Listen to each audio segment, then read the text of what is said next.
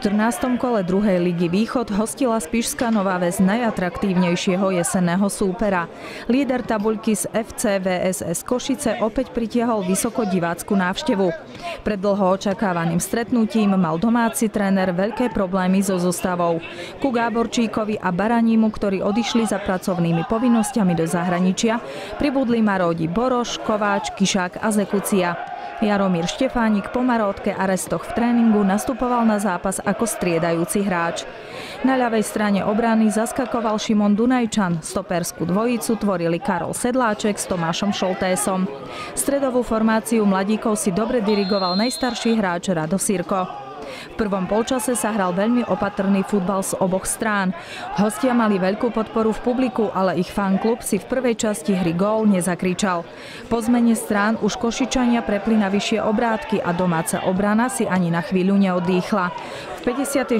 minúte po rýchlej akcii hostí na centrovanú loptu najvyššie vyskočil Serečin a otvoril gólový účet zápasu. Po góle tempo hry opadlo a Košičania znova udreli v 65. minúte. Karaš pohotovo zvýšil na 2:0 a o 3 minúty Dean Moon pridal tretí gól lídra tabuľky. Hostia vedomí si dostatočného náskoku bez väčších problémov dotiahli zápas do víťazného konca.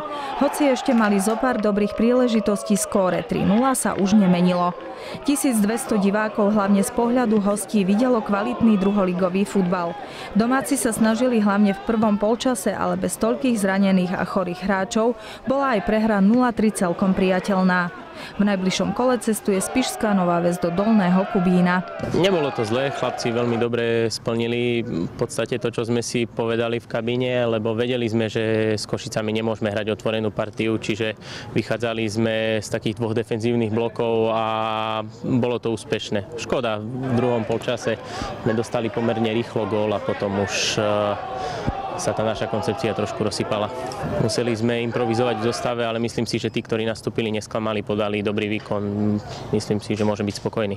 Tak hlavne som spokojný s výsledkom, pretože 3:0 je 3:0 vonku, aj keď si myslím, že našou najväčšou slabinou bolo premieňanie šanci.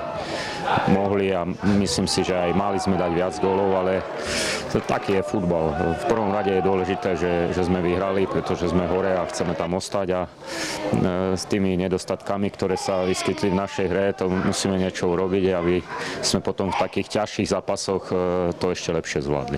Tak bol to predsa prvý štart a tešil som sa, ale musel som to nejak zvládnuť a bol to ťažký zápas a snažili sme sa, držali sme ich do polčasu, no potom za tých 10 minút nám dali 3 góly a už sa to nejak sa to spustilo. No.